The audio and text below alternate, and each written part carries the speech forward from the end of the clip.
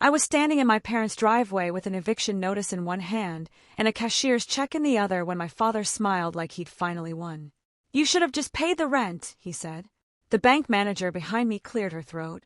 "Actually," she looked directly at my parents, "we're not here because of her."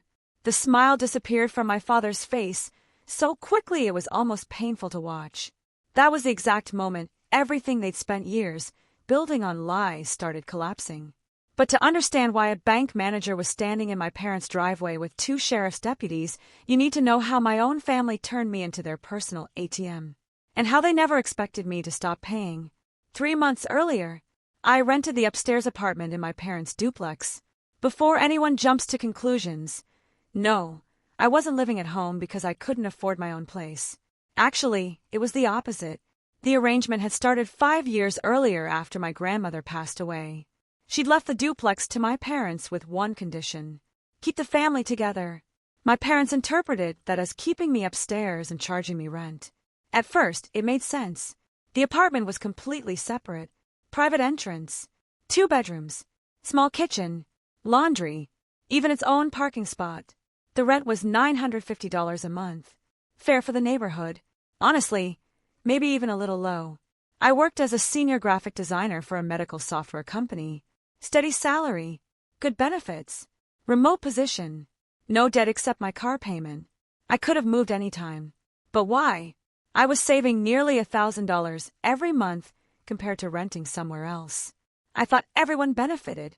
I couldn't have been more wrong. My younger brother, Tyler, was 28. If confidence alone created successful entrepreneurs, he'd have been richer than Elon Musk.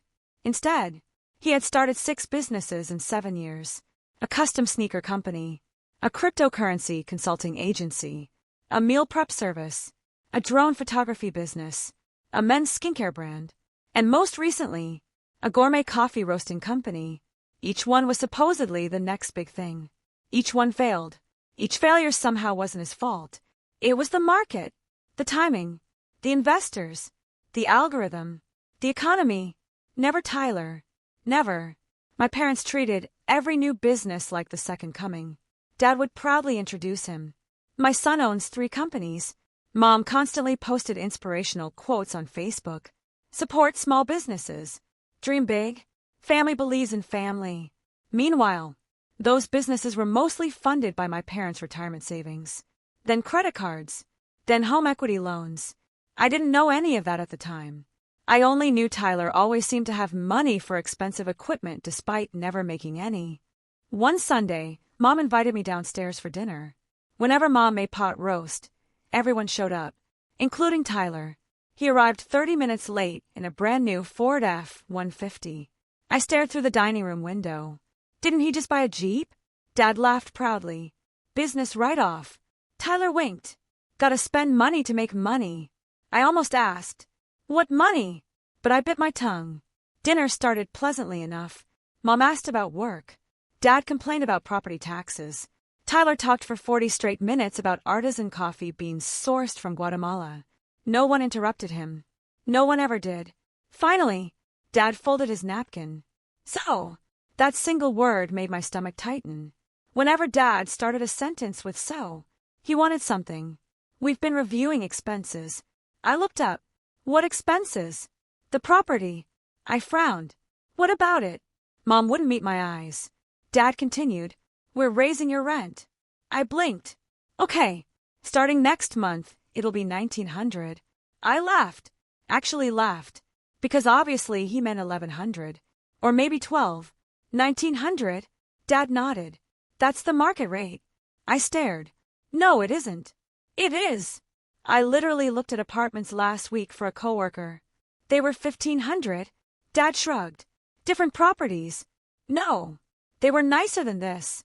Silence. Then Tyler spoke. "If you don't like it, move." I looked at him. "I wasn't talking to you." He leaned back. "I'm just saying." Dad raised a hand. "This isn't a negotiation." Mom finally spoke. "We've been very generous all these years." Generous. That word stung. I'd paid nearly $60,000 in rent over 5 years. On time. Every month. Never late. I paid for internet because theirs constantly went out. I'd replaced the upstairs water heater after it failed because Dad said money was tight. I'd even paid for new windows. Generous. I took a slow breath. Can I ask why? Dad's answer came instantly. Inflation. Tyler suddenly became fascinated by his mashed potatoes. That should have told me everything.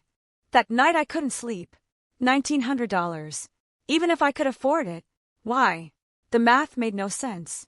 I started browsing rental listings. Nice apartments downtown. Modern condos. Townhouses. Almost everything was cheaper. The next morning I walked downstairs. Dad was changing the oil in Tyler's truck. Not his own truck. Tyler's. I watched him for a moment. Dad! What? Be honest. He didn't even look up. I always am. The rent increase. He tightened the oil filter. It's final. Is this about Tyler? That got his attention. He stood. Slowly. What does your brother have to do with anything? I don't know. But somehow he always has something to do with everything. His face hardened. Watch your tone. I'm asking a question. Then here's your answer. He pointed toward the duplex. You either pay $1,900, pause, or leave. Nothing else. Conversation over. I called my best friend Megan. She listened quietly. When I finished, she asked one question. Who owns the duplex? My parents. Are you sure? What? I mean legally. What difference does that make? You'd be surprised. That sentence stayed with me. Later that afternoon I searched county property records online. Mostly out of curiosity. Owner, Harold and Denise Carter. Nothing unusual. Then I noticed something else. There was a second mortgage. Recently filed. Amount, $287,000.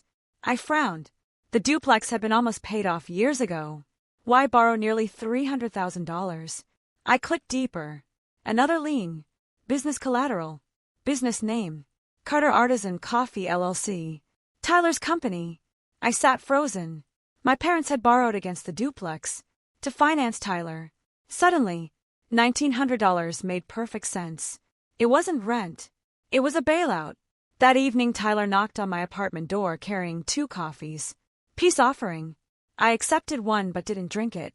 He wandered inside like he owned the place. Look! He sighed dramatically.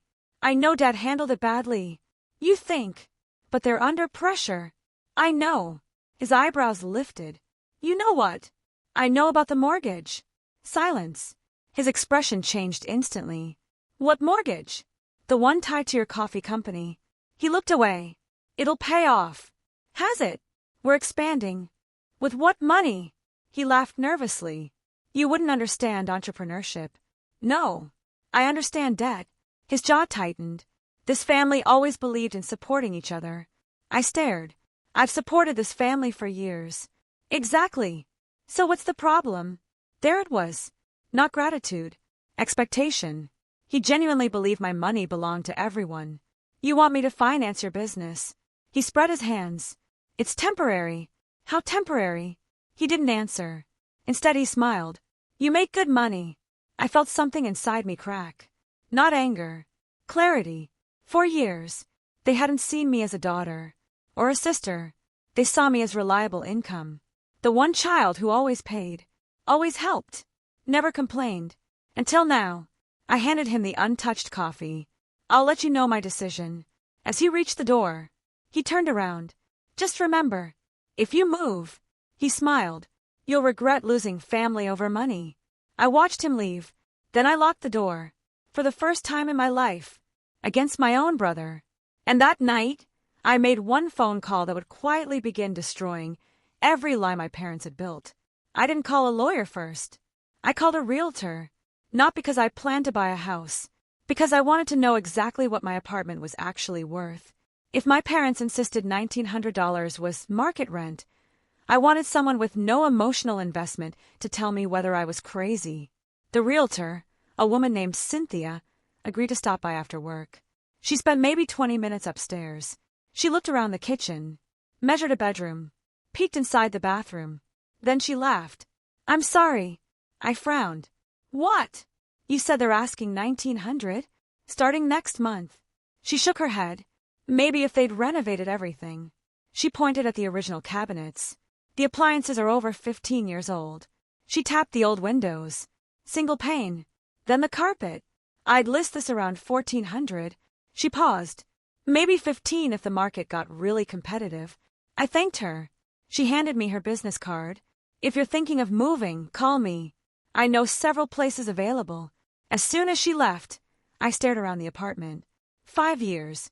I'd painted these walls, installed shelving, bought the washer and dryer, even replaced the bathroom vanity after the old one started leaking. I'd improved their property. Now they wanted me to finance Tyler's newest fantasy. The next morning, my mother knocked before I was even dressed. She carried blueberry muffins. Whenever Mom brought food unexpectedly, it usually meant she wanted something. Can I come in? Sure. She sat at my kitchen table while I poured coffee. For a minute she acted like nothing had happened. Work going well? Yeah. Still working from home. MHM. She smiled nervously. You know your father. I looked up. He can be stubborn. So can I. Her smile faded. I wish you'd just pay the increase. There it was.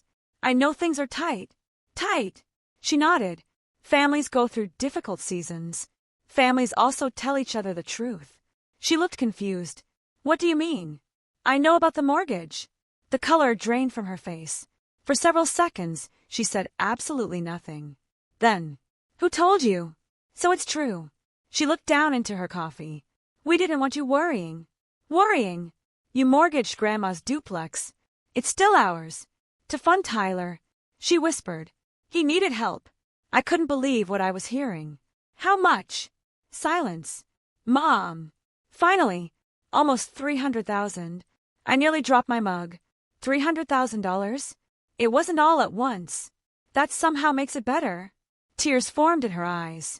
You know how passionate Tyler is. I laughed. Actually laughed. Passionate. He's determined. No. He's expensive. She flinched. Don't say that. It's true. He'll pay us back. When? She didn't answer. Because she couldn't. That conversation haunted me all day. Not because of the money. Because of how normal she'd made it sound. As if sacrificing retirement savings, home equity, and financial security for one adult child was just parenting. That evening, I started digging. Not to spy. To understand. Tyler's coffee company had a website. It looked expensive. Professional branding. Beautiful product photography. Videos. Blog posts. I checked social media. Lots of followers. Very little engagement. Interesting. Then I searched the business registration. Active. No surprises. Next. Reviews. Only 14. Half from friends and family. Then I found something stranger. Their commercial location. It wasn't a cafe. It wasn't even a warehouse. It was a tiny industrial unit 25 minutes away. The next Saturday, I drove there. The parking lot was almost empty. One delivery van. A pickup truck. Tyler's truck. I parked across the street. For nearly 40 minutes. Nothing happened. No customers. No deliveries. No employees arriving. Finally, the garage door opened. 3 people carried boxes into a van. Tyler, a teenager, and my father. Dad was lifting 50-pound coffee bean bags. Sweating. Working. Tyler stood nearby pointing where things should go. I felt sick.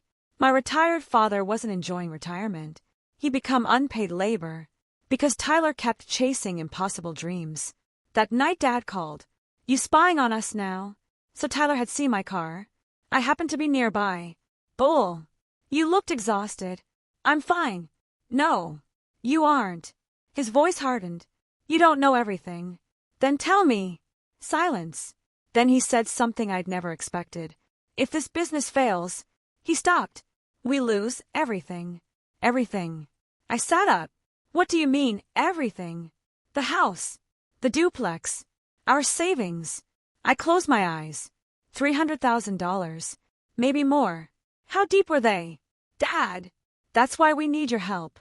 Finally. The truth. Not inflation. Not market rent. Desperation. I barely slept. Sunday morning, Megan came over carrying breakfast. She listened while I explained everything. When I finished, she asked quietly, So let me get this straight. I nodded. They're trying to make you responsible for debt you never agreed to. Basically. And Tyler thinks that's normal. Yep. She leaned back. What happens if you refuse? I move. What happens if you stay? I sighed. I become another payment. She pointed at me. Exactly. You aren't helping your parents. You be delaying bankruptcy. That sentence echoed in my head all afternoon. Delaying bankruptcy. Not preventing it.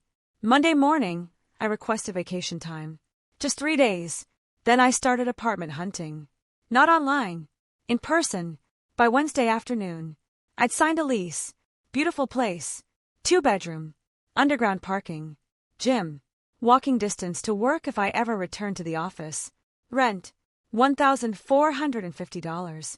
$450 cheaper than what my parents wanted. I didn't tell anyone. Not yet. The next Friday, Mom invited me downstairs again. This time Tyler was already there. So was Dad. The atmosphere felt strangely formal. Like an intervention. Dad folded his hands. Have you made your decision? I have. Mom smiled hopefully. I knew you'd understand. I'll be moving out. Silence. Absolute silence. Tyler blinked twice. Dad frowned. What? I signed a lease. When? This week. Mom's face turned white. You can't. I already did. Dad slammed his hand onto the table. We were counting on that money. The words escaped before he could stop them. Nobody spoke. Then I quietly asked, counting on it for what? No one answered. Because they didn't have to. The truth had finally slipped out. Tyler stood. This is unbelievable. What is? You'd abandon your family over a few $100s? I stared at him. A few hundred? He nodded. You make almost 6 figures. And you can afford it. I couldn't believe his logic. So because I earn more, I owe you. It's called helping. I laughed. No. It's called enabling. His face turned bright red. You've always been jealous. That caught me completely off guard. Jealous? You've hated that Mom and Dad believed in me. I actually smiled. No. I hated watching them sacrifice themselves. They invested in me. They mortgaged Grandma's legacy. Dad stood up. Enough. No. I looked directly at both of them. I'm done pretending this is normal. Mom burst into tears. You'll destroy this family. I slowly stood. No. I looked toward Tyler. He already did. Then I walked upstairs.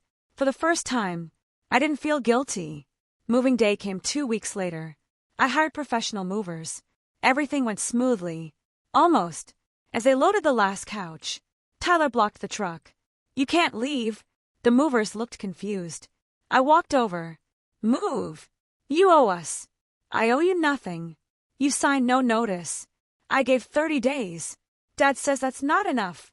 Dad's wrong. He lowered his voice. You know what happens if you leave. I looked him straight in the eye. No.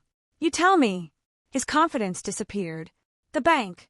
He stopped talking. I noticed it immediately. The bank what? Nothing. No. What about the bank? He shook his head. Forget it. Then he walked away. That single unfinished sentence bothered me more than everything else he'd said. Because it sounded like he knew something. Something my parents still hadn't told me. And 3 days after I settled into my new apartment, I found out exactly what that secret was. It arrived in the mail by accident. A thick envelope addressed to my parents. Forwarded to me because I'd forgotten to update my mailing address. The return address wasn't from a utility company. It wasn't from an insurance provider. It was from the bank's foreclosure department. I stared at the envelope for almost 5 minutes before opening it. Technically, it wasn't addressed to me. Technically, I probably should have driven it over to my parents unopened. But something in my gut told me this wasn't just another bank statement. The return address read, Mortgage Recovery Services. My hand started shaking. I carefully opened one side of the envelope without damaging it. Inside were nearly 20 pages. The first sentence hit me like a punch. Notice of default.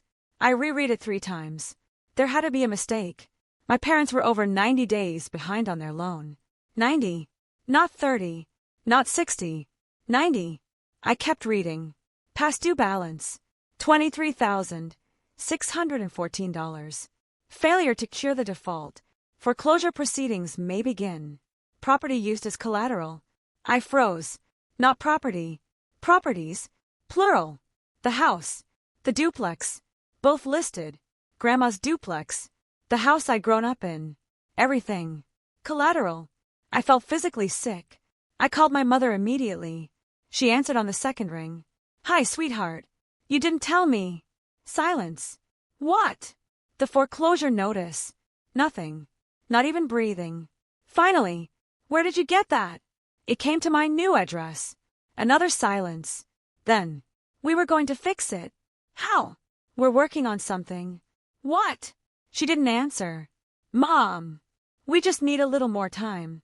You're 90 days behind. We know. No. You knew. I didn't. She started crying. We didn't want you worrying. I almost laughed. Again with that line. You wanted my money.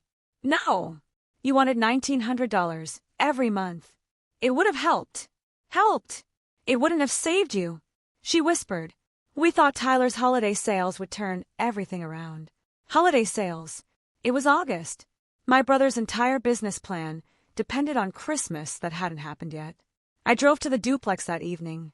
The lights were on downstairs. Dad opened the door before I knocked. He looked older. Not physically. Just tired.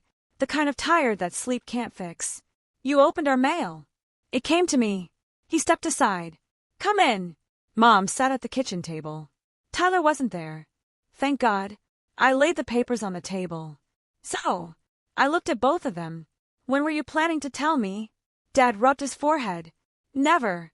At least he was honest. We thought we could solve it. By charging me $1,900? No. By keeping everything afloat until Tyler landed a wholesale contract. I closed my eyes. Please tell me that isn't your entire plan. No one spoke. It was. Dad stood and walked toward the window. You don't understand what it's like. I frowned. What? Watching your son fail. I've watched it 6 times. His shoulders slumped. He believes in himself. So do lottery players. He turned sharply. Enough. No. You've confused hope with denial. Mom quietly interrupted. We couldn't let him lose everything. I looked around the room. You already did? They didn't understand. They weren't protecting Tyler anymore. They were drowning with him. Then, Dad admitted something that explained everything. It wasn't just the coffee business. I looked up. What? There were older debts. How much older? He swallowed. The sneaker company. The drone business. The crypto losses. My stomach dropped. Wait! You rolled all those debts into one mortgage. He nodded. I couldn't even process it. Each failed business hadn't disappeared. The debt had simply been transferred. Buried. Hidden. Accumulating. Like snow rolling downhill until it became an avalanche. How much? Dad looked away. I repeated myself. How much total? Finally, just under 600,000. I honestly thought I'd misheard him. 600. He nodded. Mom quietly added. With interest. The room started spinning. Their retirement. Their savings. The house. The duplex. All gone. Not because of one bad investment. Because of years of refusing to let Tyler face consequences. Then the front door opened.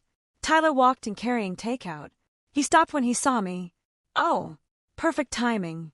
Dad looked exhausted. We're talking. I can see that. He placed the food on the counter. Then looked at me. So, you've seen the paperwork. I nodded. Anything else you're hiding? He actually smiled. We're still negotiating. I stared. Negotiating what? Investors. Dad closed his eyes. Not again. Tyler continued confidently. We've got meetings next week. I couldn't believe he still sounded optimistic. Do these investors exist? Of course. Names. He hesitated. Confidential. There it was. The lie. Again. I looked directly at Dad. There are no investors. Tyler snapped. You don't know that. I know you. He slammed his fist on the counter. You've always wanted me to fail. I laughed. No. I wanted you to learn. I took risks. No. You spent everyone else's money. Mom stood between us. Please stop. Tyler pointed at me. She's abandoning us. I answered calmly. No. I'm refusing to sync with you. The next morning, I got an unexpected phone call.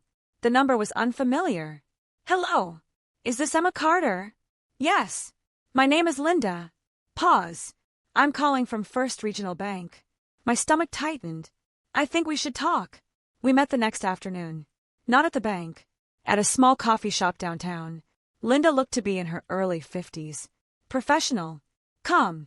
She ordered tea, then slid a business card across the table. I'm a senior loan recovery manager. I nodded slowly. I figured. She smiled politely. I normally wouldn't contact family members. But she folded her hands. Your parents listed you as a potential financial contributor. I nearly choked on my coffee. They what? They informed us you would likely begin making substantial monthly contributions. My jaw literally dropped. I never agreed to that. I suspected as much. She pulled out a folder. They've been requesting extensions for nearly 8 months. 8 months. Not 3. 8. Each extension included a recovery plan. Every plan mentioned rental income. My rental income. Without my knowledge. Linda looked sympathetic. I shouldn't tell you everything. But I think someone needs to. She turned the folder toward me. There it was. A typed repayment proposal. Projected rental income. $1,900 per month. Expected duration. 5 years. Total contribution. $114,000. I couldn't breathe. My parents hadn't simply hoped I'd pay more rent. They'd built an entire financial rescue plan around my income. Without ever asking. Without ever telling me. I need to ask you something. Linda's voice softened. Do you intend to financially assist them? I stared at the numbers, then slowly shook my head. No. She nodded. I thought so. What happens now? She hesitated. If nothing changes. She paused. The foreclosure process continues. How long? Probably 6 to 8 weeks. The words echoed inside my head. 6 weeks. My childhood home. Grandma's duplex. Gone. That evening, I didn't go home. I drove aimlessly for almost 2 hours. Part of me felt angry. Part of me felt guilty. Another part still wanted to save them. That was the hardest part. Because despite everything, they were still my parents. Around 9 that night, my phone buzzed. It was Tyler. Need to talk. Alone. Against my better judgment. I agreed. We met in a quiet park. He looked different. No expensive confidence. No rehearsed sales pitch. Just scared. I messed up. Those were the first honest words I'd heard from him in years. I stayed silent. They're going to lose everything. I know. He looked down at the grass. I didn't know it got this bad. For the first time, I believed him. Not because I trusted him. Because he genuinely looked shocked. What did you think? I thought Dad had savings. He used them. I thought the business loans were separate. They weren't. I thought. He stopped. I never asked. Exactly. He never had. Because someone else always handled the consequences. Then he whispered something that completely changed how I saw the situation. Dad forged part of my signature. I stared. What? He refinanced one loan into another. I never signed the second paperwork. I frowned. Are you saying? I didn't know about half the loans. I couldn't tell if he was lying. Or finally telling the truth. Then he pulled a folded document from his jacket. I found this yesterday. I unfolded it. It was a loan agreement. The signature looked wrong. Very wrong. Tyler pointed to it. I didn't sign that. I looked up. If that's true. He nodded. Then Dad committed fraud. Tyler swallowed hard. And I don't think Mom knows. I suddenly realized this family wasn't just drowning in debt anymore. Someone had been lying to everyone. And I had no idea who was telling the truth. The bank has made its decision. No one moved. No one even seemed to breathe. The attorney adjusted his glasses before speaking. After reviewing all loan documents, payment histories, and the ongoing fraud investigation, he paused long enough for my heart to pound against my ribs. The bank has determined that several refinancing agreements contain material irregularities. Dad lowered his head. Mom grabbed his hand. The attorney continued. Specifically, 3 loan modifications contain signatures that independent forensic analysts believe were not executed by the listed borrower. Tyler slowly looked at my father. You signed my name. Dad closed his eyes. Yes. The room became impossibly quiet. I had imagined this moment dozens of times. I thought I'd feel satisfaction. Instead, I just felt sad. Mom stared at Dad as if she were looking at a stranger. You told me he signed everything. He whispered. I couldn't tell you. You lied to me. I thought I could fix it before anyone found out. When? She stood so quickly her chair tipped backward. When were you planning to tell me? I wasn't. The words hung in the air. Even the attorney looked uncomfortable. Tyler stood. No. His voice cracked. You don't get to do that. Dad looked confused. You spent years telling everyone I was responsible. I was protecting you. No. You were controlling everything. For the first time in my life. My brother wasn't yelling. He wasn't blaming. He wasn't making excuses. He was angry for the right reason. I would have shut the business down. Dad slowly shook his head. I couldn't let you fail. Tyler laughed bitterly. I failed years ago. Nobody had been willing to admit it. The attorney cleared his throat. Mr. Carter. He slid another folder across the table. The fraudulent loan documents are unenforceable. Dad looked up. So, the associated balance will be removed pending criminal review. Mom gasped. Hope. For just a second. Then the attorney finished his sentence. However, there it was again. The remaining debt is still legally owed. The total appeared on the final page. $318,742.11. Still devastating. Still impossible. But no longer $600,000. Linda leaned forward. The bank has considered several options. She placed 3 documents on the table. Option 1. Immediate foreclosure. Option 2. Voluntary sale of both properties. Option 3. Debt restructuring under strict conditions. Dad looked up. What conditions? No additional borrowing. Monthly financial reporting. Liquidation of non-essential assets. And, she looked directly at Tyler. Closure of Carter Artisan Coffee LLC. The room went silent again. Tyler surprised everyone. He nodded immediately. I'll sign. Dad turned toward him. No. It's over. We can still recover. Tyler interrupted him. Dad. His voice was calm. Genuinely. It's over. I've been pretending as much as you have. Then he reached into his backpack. He pulled out a stack of papers. Business dissolution forms. Already completed. I filled these out yesterday. Dad looked completely lost. I kept chasing one miracle after another. Tyler stared at the paperwork. But businesses aren't built on miracles. They're built on numbers. And my numbers have been terrible. No one argued. Because everyone knew he was right. The meeting lasted another 2 hours. Financial disclosures. Asset lists. Deadlines. Repayment schedules. It all blurred together. But one thing became clear. The bank wasn't trying to punish my parents. It simply wanted realistic solutions. Not fairy tales. Not promises. Facts. When we walked outside, Mom stopped me. Can we have dinner tonight? I hesitated. She looked exhausted. Not manipulative. Not calculating. Just broken. I'll come. Dinner felt strangely familiar. The same dining room. The same wooden table. The same pot roast. Only this time, nobody pretended everything was okay. Halfway through the meal, Dad stood. I need to say something. He looked at each of us. Starting with me. When your grandmother died, I was terrified. I frowned. Terrified of what? Failing. He took a slow breath. My father lost everything when I was a kid. I'd never heard the story. He owned a hardware store. It failed. We lost the house. I watched my mother pack our lives into cardboard boxes. He swallowed hard.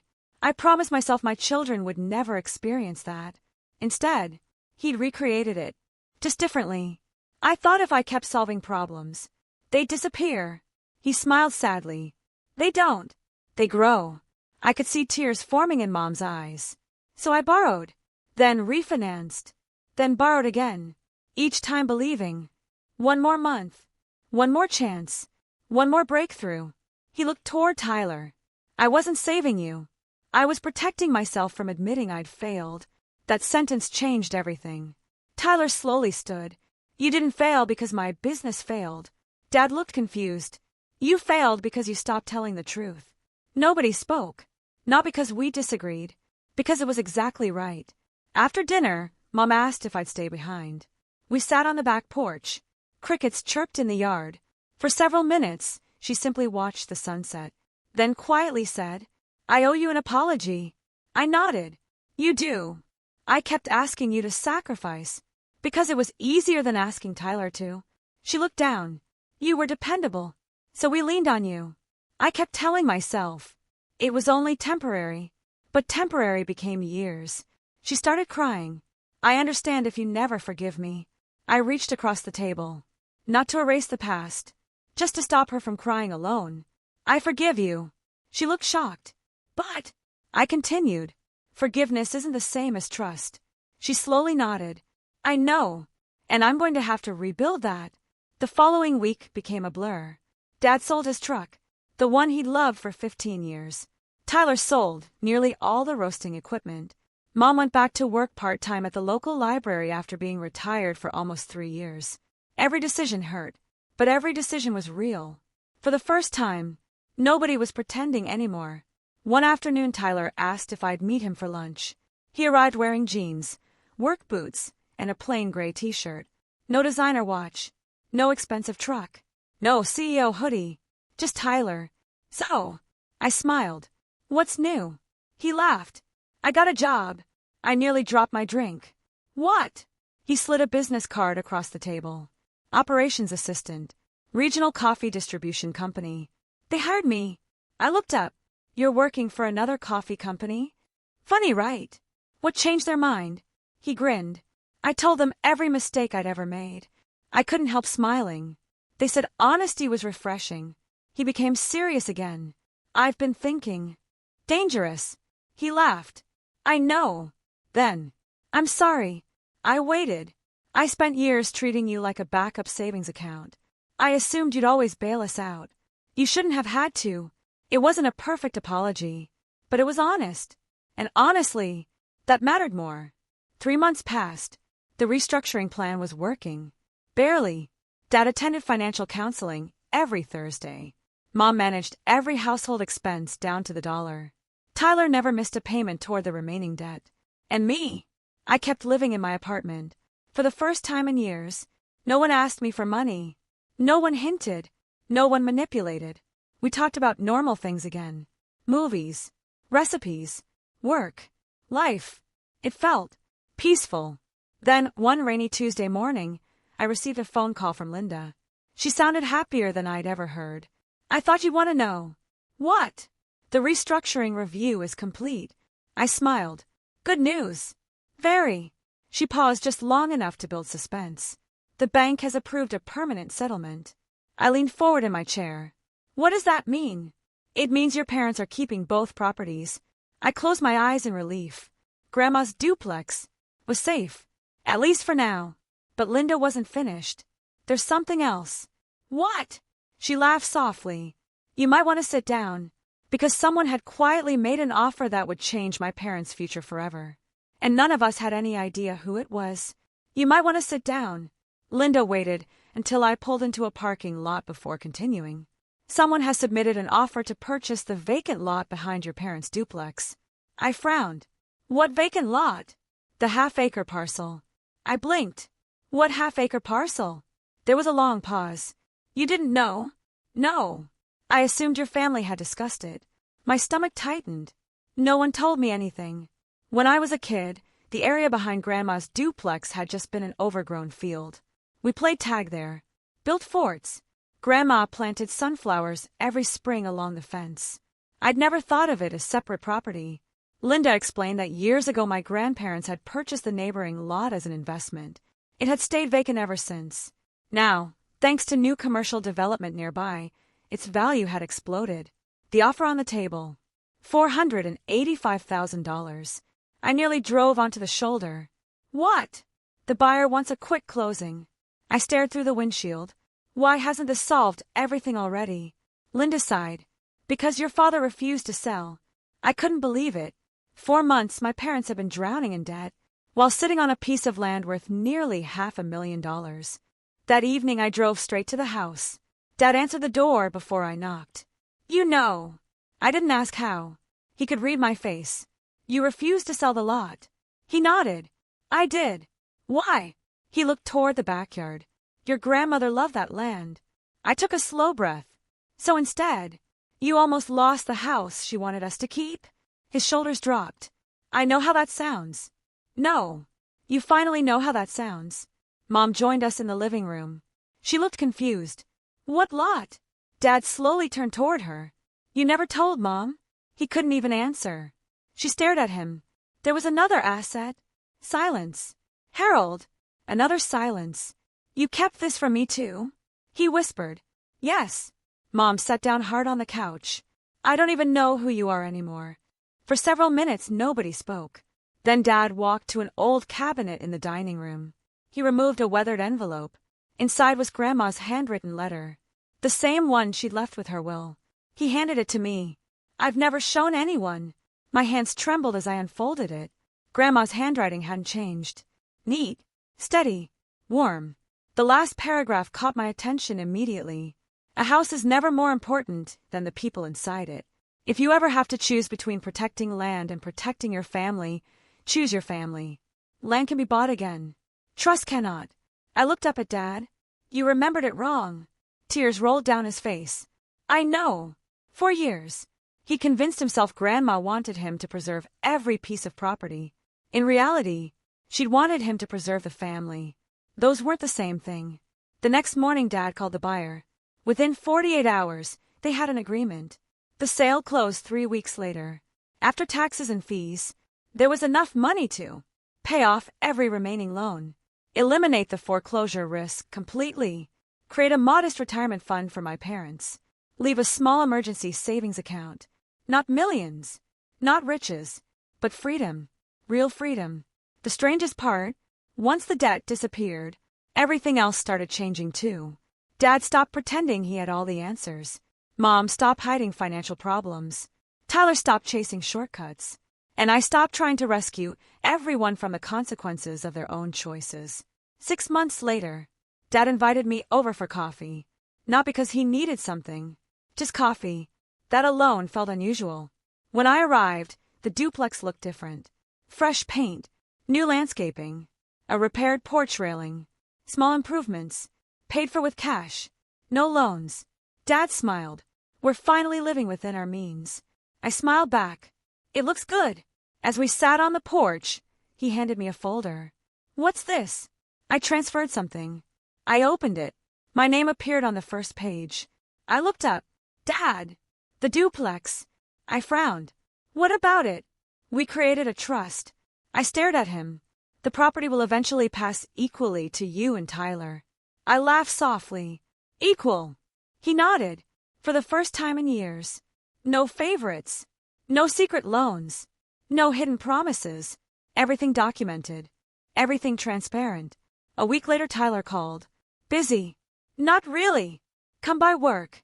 When I arrived at the coffee distribution warehouse, I barely recognized him.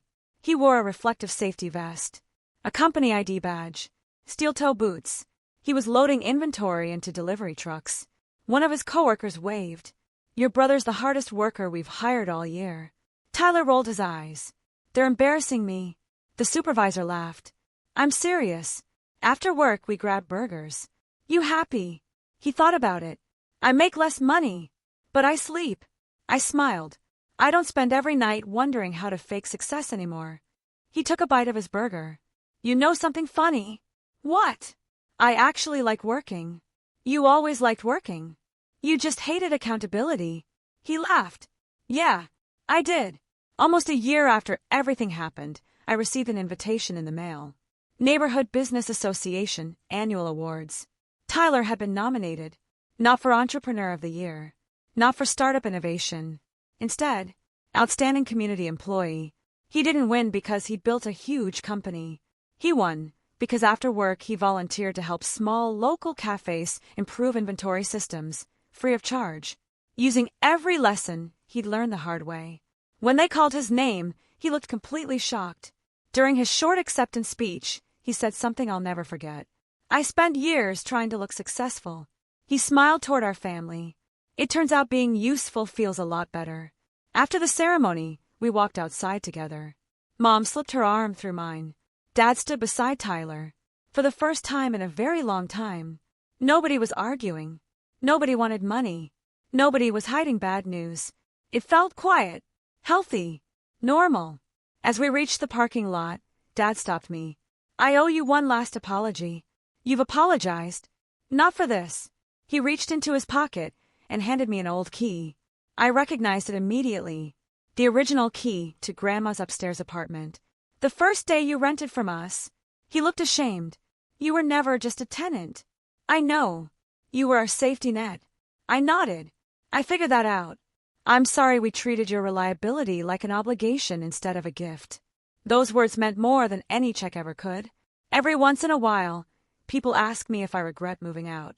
Not for a second, because leaving didn't destroy my family. It exposed the cracks that had been there for years. The truth did what money never could. It forced every one of us to change. My parents finally learned that love isn't measured by how much debt you're willing to hide. Tyler learned that failure isn't the end of your life, but refusing to face it might be. And I learned the hardest lesson of all. Setting boundaries isn't abandoning the people you love. Sometimes, it's the only thing that gives them the chance to become the people they're capable of being. When I drive past Grandma's old duplex now, I still smile. Not because it's worth more money than ever. Not because it survived foreclosure. But because it's finally what Grandma always wanted it to be. Not a financial lifeline. Not a bargaining chip. Just a family home.